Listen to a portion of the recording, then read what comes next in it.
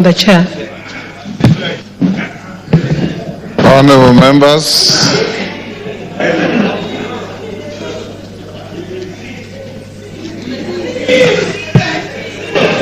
take your seats, honorable members.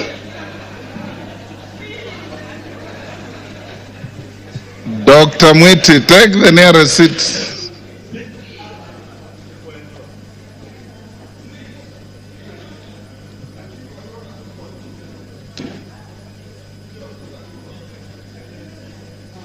Kiplagat, take the nearest seat. Honorable members, I have 3 communications to make. 2 I'll make now. The 3rd one I'll make after 30 minutes. The first one is a message from the Senate. Pursuant to the provisions of Standing Order 41-4 of the National Assembly Standing Orders relating to messages from the Senate, I wish to report to the House that today, Friday 18th October 2024, I've received a message from the Senate regarding its decision on the proposed removal from office by impeachment of His Excellency Gachagua EGH as Deputy President of the Republic of Kenya. Honorable members, the message conveys that the Senate investigated the matter in accordance with Article 151B and 2 of the Constitution, as read together with Article 145 and Standing Order 79 of the Senate Standing Orders, and after according the Deputy President an opportunity to be heard on Thursday, 17th October 2024, upheld the following impeachment charges against the Deputy President. Ground 1, gross violation of Articles 10(2)(a), B and C, 27(4), 731(a) and 2(b), 75(1)(c), and 29(2) of the Constitution and Article 147(1), as read together with Article 131, 2C and D of the Constitution. 2. Ground 4. Gross violation of Article 161 of the Constitution on the institutional and decisional independence of judges. Ground 5. Gross violation of Article 31 and 148, 5A of the Constitution on the fidelity to the oath of office and allegiance. Ground 6. Serious reasons to believe that His Excellency the Deputy President has committed crimes under Sections 13, 1A and 62 of the National Cohesion and Integration Act.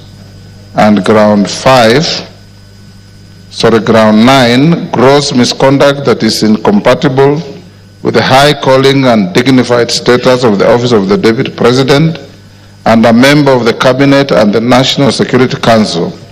His Excellency the Deputy President has publicly attacked and undermined the work of the National Security Intelligence Service and its officers. Honorable members, you will recall that on Tuesday, 8th October 2024, 282 members, being more than 2/3 of the members of the National Assembly, voted in support of the special motion for the proposed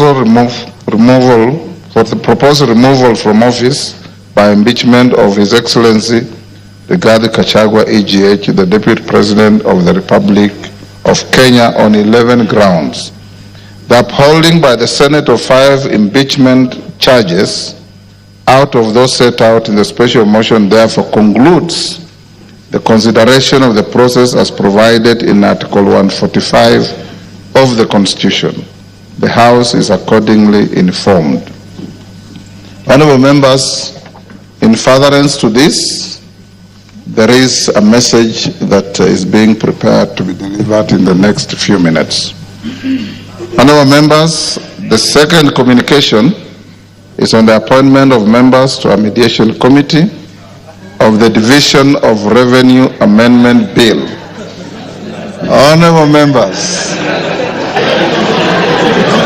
as you are aware, On Wednesday, 16th October 2024, the House rejected the motion on consideration of the Senate amendments to the Division of Revenue Amendment Bill, National Assembly Bill number 38 of 2024.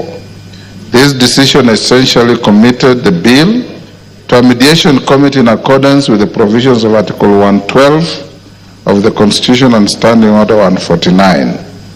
Honorable members, Article 113 of the Constitution requires that wherever a bill is referred to a mediation committee, the speakers of the Houses of Parliament shall appoint an equal number of members from both houses to attempt to develop a version of the bill for consideration by Houses of Parliament. In this regard, honorable members, having consulted with the leader of the majority party and the leader of the minority party, I have appointed the following members to represent the National Assembly in the Mediation Committee on the Division of Revenue Amendment Bill 2024.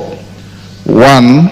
Honorable Ndindi Nyoro, CBS MP, Honorable Mary Emase MP, the Honorable Dr. Johnny Chikati MP, the Honorable David Ocheng, CBS MP, the Honorable David Kiplagat MP, the Honorable Dr. Otienda Molo, Senior Counsel MP, the Honorable Fatuma Jeho MP, the Honorable Dr. Makali Mule MP, and the Honorable Dr. Ojambo Oundo MP. Honorable members, the aforementioned members will await the appointment of senators to the mediation committee for the committee to be fully constituted for purposes of commencing the mediation process.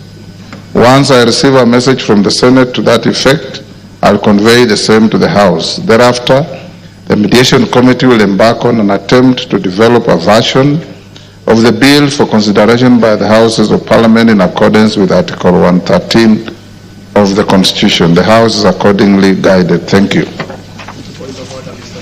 Yes, Honorable Pokose.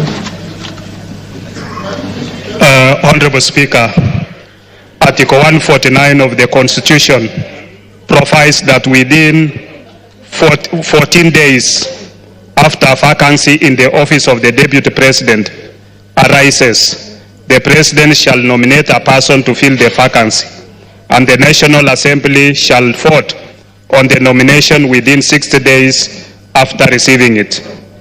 Honorable Speaker, recently in passing the special motion for impeachment of the Deputy President, you guided us that we required at least 233 of us, being two-thirds of the members of this House, Order, Honorable Pokose, to pass this motion.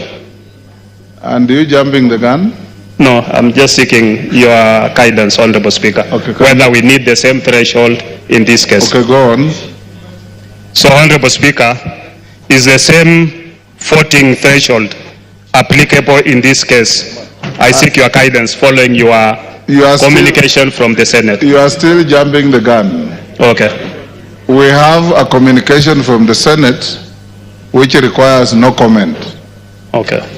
When I give the next message, that is when you will be able to seek that clarification. Thank you. You are guided. Hold your horses. Next.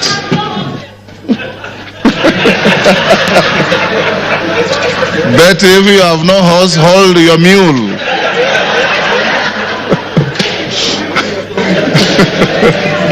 Hold your mule.